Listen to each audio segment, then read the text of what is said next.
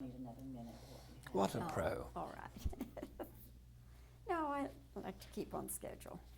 Well, if you want to start. Okay, we're ready? Okay. Dame Edna, you are back, and you are a vision of loveliness as always. Oh, Bobbie, it's lovely to be back in this part of the world. You know, I've found the further south I go in America, the more people not only need me, but laugh and enjoy what I do. Audiences, I never saw anybody who can work an audience like you do, Dame Edna. Well, I think, Bobbie, it's an instinct. I'm a lucky, lucky woman. I was born with a priceless gift, the ability to share my experience, my hope, and my strength with my lovely little possums in the audience. And now I use my psychic powers. Did you know I'm very, very psychic? And I do psychic readings during my show. I give people in the audience amazing insights and prophecies about what's going to happen to them. And the letters that flood in, they say, Edna, it came true. It's amazing. I didn't know I had these powers. Have you ever had an audience that couldn't or wouldn't respond to you? Oh, I did once in a country town in the outback of Australia. But then there was hardly anyone in the audience at all except a few kangaroos. But I've always prided myself on my ability to communicate. You know, people think, I see them sitting in the audience and they don't know what to expect half the time. They think, well, a famous Australian megastar, an international beauty. I mean, admittedly, I'm not traditionally beautiful, Bobbie, but I have lovely bone structure and it's my personality.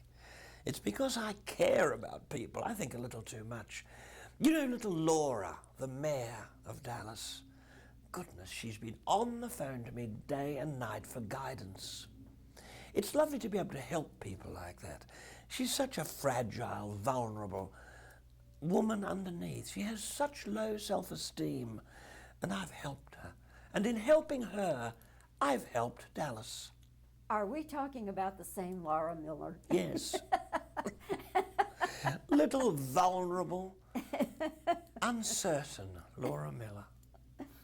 As I look at you, you're always just so put together, I mean, down to the last detail. Now, how long do you spend getting all put together like this? Very little, Bobbie. I spend very little time getting myself put together. I'm a housewife. I've never, ever concealed the fact that I began my life as a Melbourne housewife in Australia. I'm not British, please. I'm Australian. And we are cousins. I don't know whether you know this, Bobbie, or your viewers, but Texas and Australia were joined millions of years ago. And they were looking in some caves. Archaeologists found in some caves some skeletons of women, a race of women with wisps of purple hair and fossilized rhinestone glasses. There were women like me all over Texas years ago, and they're coming back. They are coming back. However, I spend just a few minutes, I get out of bed, I look in the mirror and I go through my beauty routine. I look in that mirror and I say, Edna, you're gorgeous, you're gorgeous, you are gorgeous. And that's where I touch my own G-spot, the gorgeous spot. G for gorgeous. And I go into the day a happy person. And I would recommend it to everybody. You don't need that guidance because with 50 wonderful years, it's amazing. You have a career spanning almost as long as my own. And we're still there, still lovely, still interested in life. I think it's a curiosity. You see, I don't need, let me be very blunt with you because you are, after all, the #1 communicator. I don't need the money. I'm not here to earn money. I'm a rich woman.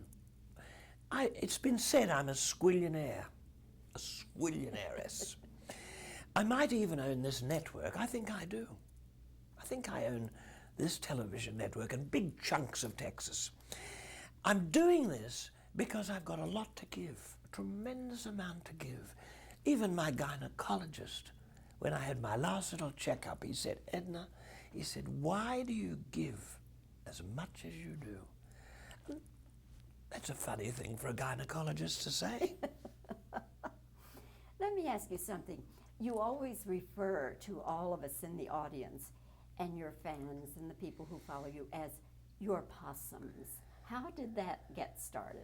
Well, my mother, who is still alive, isn't it incredible? My mother used to call us possums. She'd say, time for bed, possums, time for your breakfast, possums, eat up everything on your plate, possums. And it was a term of affection because in Australia, possums are rather sweet little creatures. Not like here. They're a bit feral, aren't they, here? They can be. They're not so nice. And then some people think they're pests in Australia. But that's what she called us. And I feel such a maternal feeling for my audiences that I call them possums. It's part of the love that I have to share. And since I've been a widow, and I'm talking now to Bobbie, she's a widow, bless you. How long have you been widowed, Bobbie? Since '86. Well, you think you'll never get over it, and you in a way don't. But it's other people that help, the support that you get from people, and somehow you get through. And what's helped me to get through were these trips to the United States, where I thought they would never get the point of me. I've been adopted by America now, and I've been to the White House quite a few times. I'm redecorating for Laura. I shouldn't say this, but little Mrs. Bush has asked my advice for colours and things. She hasn't got much of an idea, poor thing. And, well, I shouldn't say that, but Barbara's a good friend of mine, and the gossips we have. She says to me on the phone, oh, guess what Laura's painted the bathroom. So we have a bit of a chuckle. You were on Jay Leno again. Yes, we've become friends, Jay and I. I don't know much about him because, generally speaking, I don't look at him. I tend to look at the guest. Little Lucy Liu was on recently. Jay's a sweetheart, though, really. He's a generous interviewer. And I like to go on that show, and I'm rather fond of his little band leader, too, you know, that lovely little Kevin. But you like working with other comedians? Well, I don't think of him as a comedian. It's not a question of competition. I'm a one-off, let's face it. There's really no comparison between me and Jay Leno. He's a funny-looking person, and I'm an international beauty.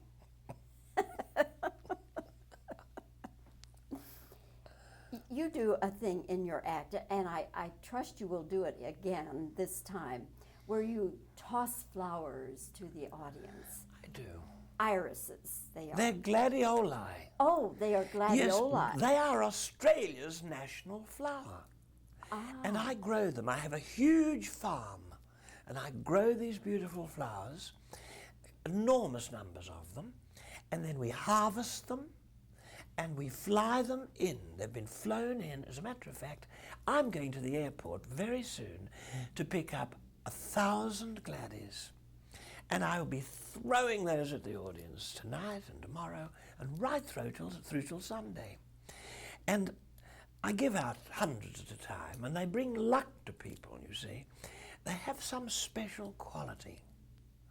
And they're also a way of me throwing a little bit of myself, a little bit of Australia. It's like taking your little bit of your soul and throwing it out and saying, catch, catch, possums. And they do, and people have treasured these flowers. They keep them. You know, a woman came to me, a pathetic woman, came up to me in the Adolphus Hotel with a withered old glad. She said, you gave this to me when I was here last, and I've kept it, and I almost had my heavies. I thought the woman may be a little deranged. She was. She was nicely deranged, Bobbie. And she said that she'd had a very bad leg and a hip replacement, and she'd got this gladiolus that I'd thrown to her, and she'd sellotaped it, or duct taped it to her leg. And she got better. Now, please, I'm not saying I'm a miracle worker, but it's possible. You know, one of my ancestors in Australia is Australia's first saint, a lovely nun called Mary MacKillop.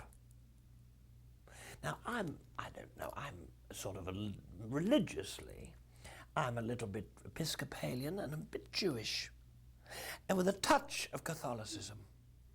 And I'm not saying it's going to happen, but I've performed a miracle. That's the qualification for sainthood. I've sent an email to the Pope. You never know. You never know. You're very ecumenical, to say the least. Saint Edna. I am ecumenical. I'll ask you one last question, and that is, what are your thoughts about plastic surgery? Do you know, I've very rarely seen a woman, Bobbie, and I can talk to you frankly, who's been improved by it. Generally speaking, they look like goldfish, especially those women who have that stuff put in their lips.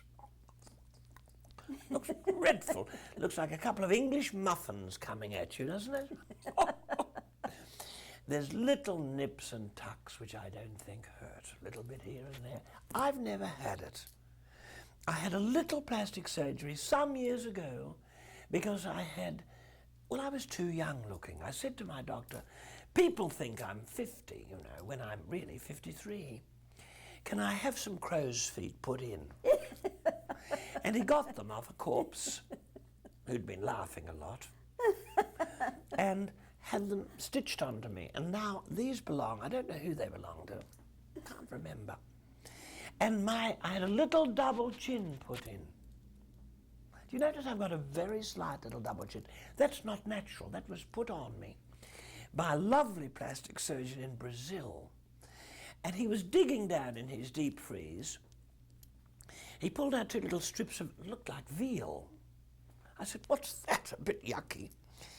He said, well, these are rather special. He said, I got this off a famous actress. I can tell you, because this is an exclusive, Elizabeth Taylor's love handles. Elizabeth Taylor's love handles. They've been stitched onto me, and they've made a lovely little chin there and given me a bit of age, because otherwise I'd be spookily young. And if you look very closely, I don't think the camera can see it, but if you look just there, there's a little groove caused by Richard Burton's fingernails. Isn't that lovely? And I'm so happy to have this exclusive story from you, Dame Edna. And I'm so happy to talk to this doyenne of Texan communicators, the beautiful, beautifully preserved, courteous, charming, and infinitely curious and investigative Bobbie. Thank you, darling. Thank you, Dame Edna. And then, you'll start to answer, and then I wave you off. I mean, we've already got your answer, but this is just for editing purposes. Yes. Yeah. Okay, Micah, you ready? Ready. Okay. Dame Edna, not that you need it, but what are your thoughts about plastic surgery? Well, I've had a little, but only to age me. not to make me look younger.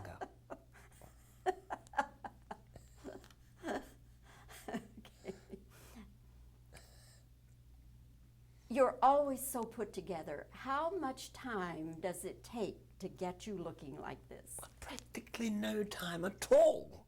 I get out of bed and here I am. I'm lucky. I'm lucky. You know the people who spend hours making themselves, bedizening themselves. I don't need to. Okay. All right. How do you get along with Jay Leno? Do you enjoy that experience? Well, I think he's a lovely fellow. He's funny looking, don't you think? I prefer him to David Letterman, who's a bit spooky, I think. Don't you? I mean, he's just had a baby, I believe. And his mother I think he still lives with his mother. There's something worrying about it. Why Why is it you call everybody possums? I'm glad you asked me that. Okay. In your act, you throw flowers to people. They're gladioli. They are not irises, but they're beautiful. I grow them myself. Okay. Let me try that again for how they're going to edit it. Okay. In your act, you throw flowers to people. I don't know, irises or whatever they are. No, they're gladioli. Okay. And let's see.